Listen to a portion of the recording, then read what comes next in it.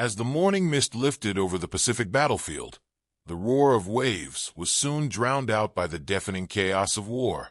Dozens of American Higgins boats, their hulls battered by gunfire and surf, lay stranded behind the brutal steel barriers the Japanese had set to halt advancing tanks.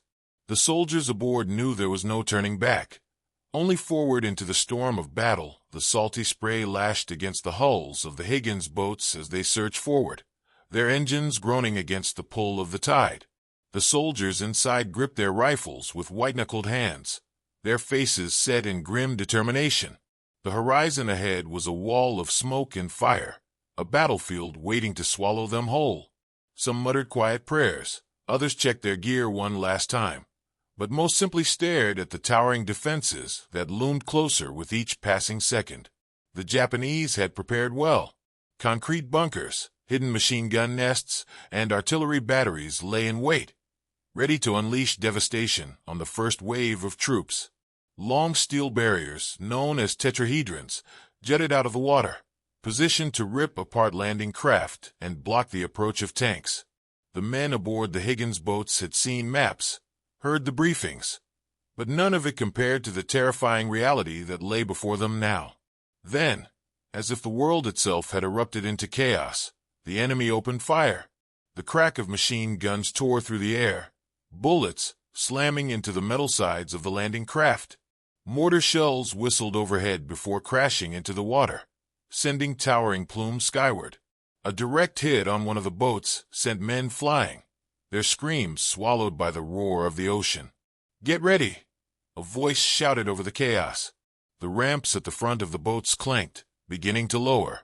Some never made it all the way down before enemy fire ripped through the exposed soldiers. Bodies collapsed into the bloodied surf, rifles slipping from lifeless hands. Those still standing charged forward, leaping into waist-deep water, their boots sinking into the sand as they struggled to move. The weight of their gear pulled at them, but there was no time to hesitate. Explosions sent shockwaves through the shallows, tossing men aside like rag dolls. Some fought their way forward, ducking behind whatever cover they could find. Wreckage, fallen comrades, the very barriers meant to stop them. Others never made it out of the water, cut down before they could even fire a shot. The enemy positions were nearly invisible. Machine gunners rained fire from concealed bunkers, their muzzles flashing like lightning in the gloom. Mortars continued their relentless assault, churning the sand into a landscape of craters and twisted metal. The air smelled of salt and gunpowder, a thick haze settling over the battlefield. A group of soldiers huddled behind a partially sunken Higgins boat, their breath ragged, eyes wide with shock. One man clutched his helmet with shaking fingers, his face streaked with mud and blood. "We're sitting ducks out here," he gasped. Another soldier, his uniform already torn by shrapnel, scanned the shoreline. "We have to move or we're dead." Gathering their strength, they pushed forward, sprinting toward a patch of sand where a makeshift barricade of debris offered a sliver of cover. Bullets kicked up water around them, the enemy refusing to let up.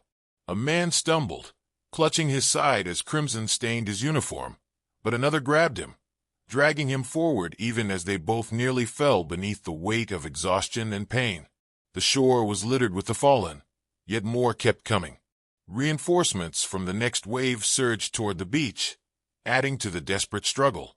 Medics worked frantically, tending to the wounded amid the storm of gunfire, their own lives in constant danger. Some soldiers, realizing the impossibility of advancing through open ground, began firing at the bunkers, hoping to suppress the relentless barrage. A well-placed grenade soared through a firing slit, disappearing into the darkness before a deafening explosion silenced one of the machine guns. It was a small victory, but it was enough to push others forward. More Higgins boats approached, their occupants already bracing for the nightmare ahead. Some made it to shore, their ramps barely touching the sand before their passengers leapt into the fray. Others never had the chance. Artillery shells struck with ruthless precision, shattering the wooden decks, leaving nothing but wreckage and screams. The assault was relentless, the cost staggering. Yet despite the odds, despite the overwhelming firepower bearing down on them, the soldiers pressed on. They had come too far, fought too hard to turn back now. Step by step, they inched closer to the enemy lines, their determination burning brighter than the fires consuming the battlefield. The waves lapped at the bloodstained shore as more soldiers scrambled for cover, their boots sinking into wet sand, their breaths coming in short, panic gasps. The air was thick with the acrid stench of gunpowder and smoke, the deafening roar of battle drowning out any thought of retreat. The tank traps loomed ahead, jagged steel barriers that jetted out of the surf like skeletal remains of some monstrous beast. They were meant to stop armored vehicles, but now they served another cruel purpose, trapping the men who had survived the landing, leaving them exposed to enemy fire.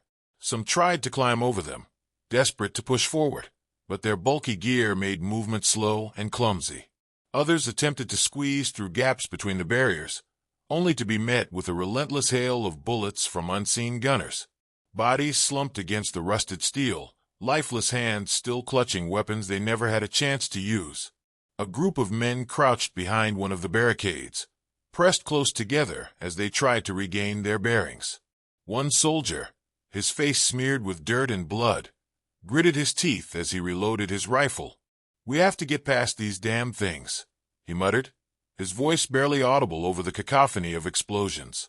Another, his helmet askew and his uniform tattered, wiped sweat from his brow. "They knew we'd be funneled right here. They set this up perfectly." He glanced toward the beach, where more landing craft were still pushing toward shore, many of them already torn apart by enemy fire. "We can't stay put. We'll be picked off one by one." A sharp whistle cut through the noise, and a mortar shell slammed into the sand nearby, sending up a plume of fire and debris. The men ducked instinctively, shielding their heads as shrapnel rained down. A few yards away, another squad attempted to move forward, but they barely made it past the first line of obstacles before gunfire shredded their ranks. The survivors threw themselves to the ground, some motionless, others writhing in pain. Through the smoke, an officer's voice rang out. "Engineers, we need charges on those barriers now." Several soldiers, carrying satchels filled with explosives, broke cover, sprinting toward the nearest steel beams. They moved with urgency, knowing that hesitation meant death. As they worked, others laid down covering fire, their rifles barking as they aimed for the enemy bunkers nestled into the hillside. The gunners retaliated with ruthless precision, forcing the Americans to duck behind whatever meager cover they could find. One of the engineers, his fingers slick with sweat, fumbled as he set the charge. Another soldier knelt beside him, shielding him from the onslaught as best he could. "Hurry up, man," he shouted, his voice hoarse. The fuse was lit, and the men scrambled back, just as an explosion ripped through the barrier, sending twisted shards of metal flying in all directions. The gap was small, barely wide enough for a few soldiers to squeeze through at a time, but it was an opening nonetheless. The first group surged forward, ducking low as bullets whizzed past their heads. The Japanese defenders saw the breach and intensified their fire. From the bunkers, machine guns unleashed a deadly stream of lead, cutting down several soldiers before they could even reach the opening. The advance faltered for a moment, men hesitating as they watched their comrades fall. But hesitation meant death, and they knew it. A soldier, his face streaked with grime, grabbed the nearest man by the shoulder. "Move! Don't stop now!" He shoved him forward, then charged after him, rifle raised, determination burning in his eyes. One by one, the soldiers pushed through, using whatever debris they could find for cover. Some fired as they ran, others simply sprinted, their only goal to reach the other side of the deadly obstacle. The wounded were dragged along, their groans lost in the relentless symphony of war. More charges were placed, more barriers blown apart, widening the path for those still trapped behind. Smoke from the explosions mixed with the natural fog of the morning, creating a thick veil that shrouded the battlefield. It was both a blessing and a curse, offering momentary concealment, but also disorienting those struggling to navigate through the wreckage. A medic crouched beside a fallen soldier, pressing his hands to a wound that bled too fast to stop. His voice was low, urgent. "Stay with me. Just hold on." But the man's eyes were already glazing over, his grip on the medic's sleeve loosening. Somewhere beyond the smoke, the distant rumble of tanks could be heard. The armor was waiting, unable to land until the barriers were cleared. The soldiers on the ground knew they had to push forward, no matter the cost. The tide of battle was shifting, but the beach was still a slaughterhouse. Every inch gained came at an unbearable price. The Higgins boats continued to arrive, pouring more men into the fray, each wave bringing fresh determination, fresh courage. The steel barriers that had once held them back were beginning to fall, one by one. But the fight was far from over. The real battle had only just begun. The smoke curled through the battlefield, thick and suffocating, masking the chaos, but never silencing it. The relentless crack of gunfire echoed over the sand, punctuated by the deep thud of mortar shells smashing into the earth. The barriers that had trapped so many were finally coming down, blown apart by the engineers' explosives. But the fight to move beyond them was far from over. The soldiers who had made it through the gaps found themselves in another nightmare. The open ground beyond the wreckage was a killing zone, a stretch of sand offering no protection from the storm of bullets. Those who ran too fast met a hail of gunfire, their bodies twisting mid-stride before crumpling to the ground. Those who hesitated risked being caught in the next barrage of artillery. There was no right answer, only the desperate need to keep going. A squad huddled behind a piece of wreckage, their breath coming in ragged gasps. One soldier wiped blood from his face, unsure if it was his own. His hands trembled as he gripped his rifle, but his voice was steady when he spoke. "We need to take out those bunkers, or we're never making it off this beach." An officer crouched beside him, reloading with practiced precision. "We push now," he ordered, glancing toward a cluster of jagged craters ahead. "That's our cover. We use it." Without another word, they moved. Boots pounded against the sand, hearts hammering in their chests. Bullets snapped past them, kicking up dirt, striking too close. The first soldier to reach the crater dropped inside, landing hard but alive. The others followed, some tumbling headfirst, others rolling as they hit the uneven ground. A machine gun nest rained fire from a nearby ridge, its gunners hidden behind layers of sandbags. One of the soldiers in the crater fumbled for a grenade, his fingers clumsy from exhaustion. He pulled the pin, counted to 2, then hurled it forward with all his strength. The explosion that followed sent a shockwave through the sand. A brief silence before the sound of splintering wood and muffled screams took its place. The firing from that nest stopped. More men took advantage of the opening, rushing forward in groups, diving for whatever shelter they could find. Some fired as they ran, aiming for the shadowy figures moving in the trenches above. The Japanese defenders were relentless, their positions deeply entrenched, their resolve unshaken. For every bunker silenced, another continued its barrage. An explosion ripped through the side of a nearby hill, sending dirt and debris flying.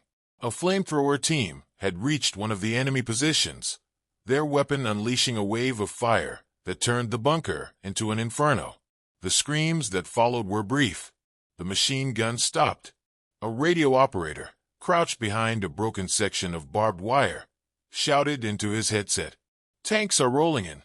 His voice barely carried over the chaos, but the word sent a surge of adrenaline through the exhausted soldiers. The ground trembled as the first Sherman tank lumbered onto the beach, its tracks grinding against the sand. Another followed, then another, their turrets already turning toward the enemy fortifications. The soldiers who had fought tooth and nail to reach this point cheered, though their voices were hoarse, their bodies drained. They had bought the time needed for armor to land. The Japanese knew it too. From their trenches, they fired desperately, rockets streaking toward the advancing tanks, some striking metal but failing to penetrate. One round found its mark, hitting a Sherman near the turret, sending flames licking from the hatch. The crew barely had time to escape before another explosion engulfed the vehicle entirely. The tanks pressed on, their cannons roaring, tearing through bunkers with each thundering shot. The soldiers on the ground pushed alongside them, taking advantage of the armor's presence to advance further inland. The defensive lines were breaking, but victory was still uncertain. A young soldier, barely more than a boy, paused for breath behind a smoldering barricade. His hands shook as he reloaded, his uniform torn, his helmet gone. He turned to the man beside him, an older veteran with hardened eyes. "Are we winning?" he asked, his voice raw. The veteran wiped soot from his face, glancing toward the ridge where the last of the machine guns were still firing. "Not yet," he muttered, "but we're getting there." They moved again, stepping over bodies, past the remains of landing craft still bobbing in the surf. The beach that had once seemed impossible to cross was now behind them. The battle was shifting, the enemy's grip loosening, but they knew the cost of every step. The final stretch lay ahead. The ridge ahead was the last stronghold, the final barrier between the beach and the interior. Smoke curled from shattered bunkers, the air thick with dust and the lingering scent of gunpowder. The tanks pushed forward, crushing debris beneath their treads, their cannons thundering as they blasted apart the remaining defenses.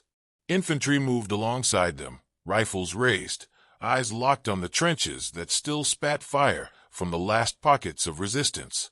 A squad advanced cautiously, stepping over craters and fallen bodies.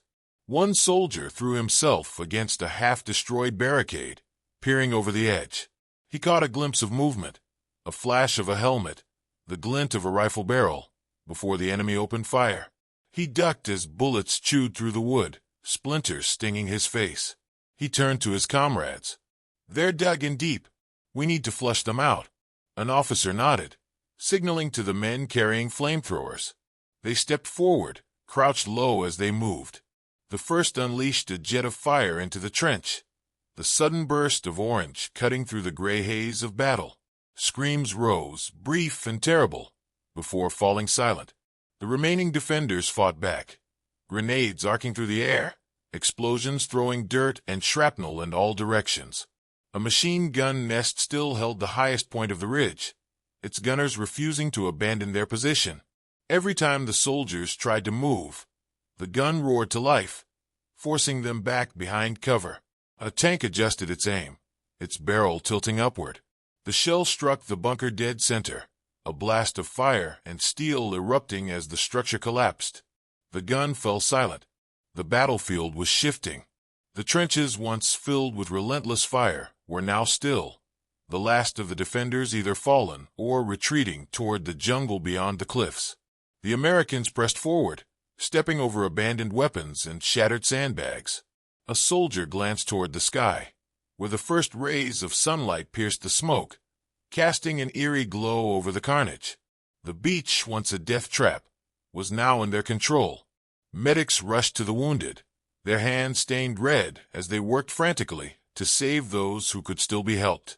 Some soldiers knelt beside fallen friends, their faces etched with exhaustion and grief.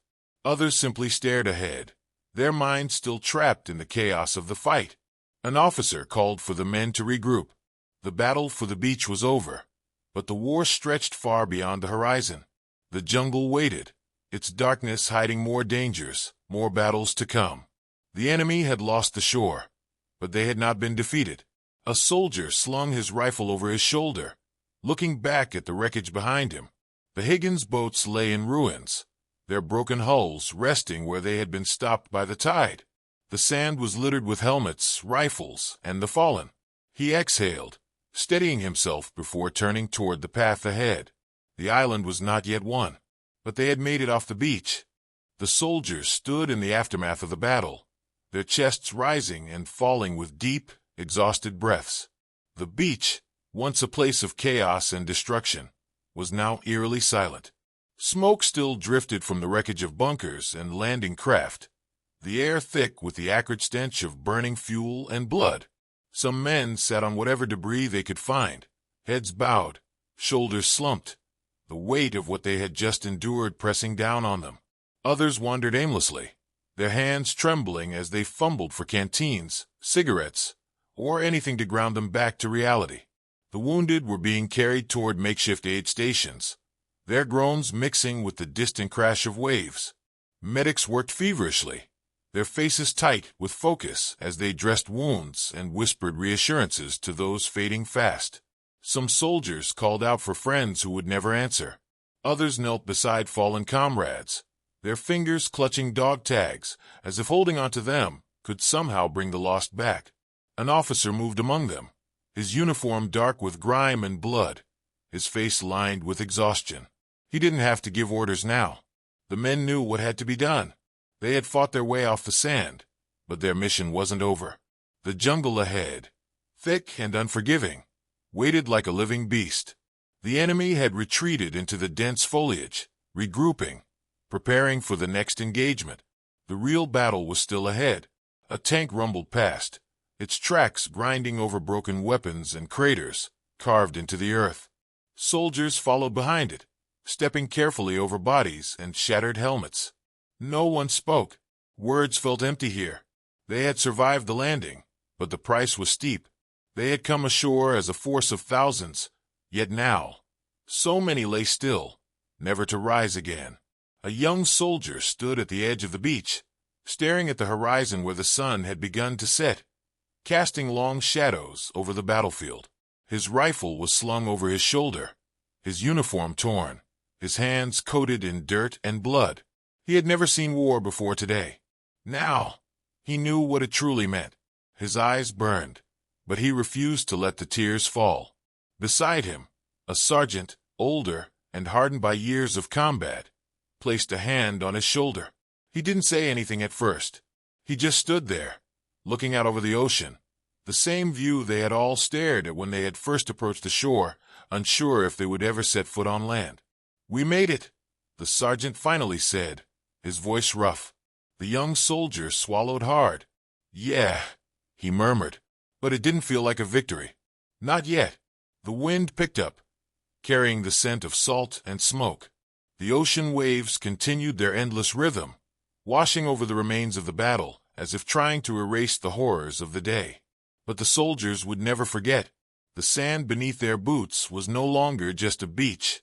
It was sacred now, paid for in blood. A bugle sounded from the rear, signaling the next movement. Orders came down the line. The men shouldered their weapons, gathered their strength, and prepared to move inland. The war wasn't over, not by a long shot, but they had survived the worst of it. They had taken the first step. As the last rays of sunlight dipped below the horizon, the soldiers marched forward, leaving the beach behind. The jungle awaited, and with it, a new kind of hell. But they kept walking, because they had no other choice, because they had a job to finish, because they owed it to those who had fallen. The tide rolled in, creeping over the shore, washing away footprints, cooling the scorched earth. The battle was done, but its echoes would never fade.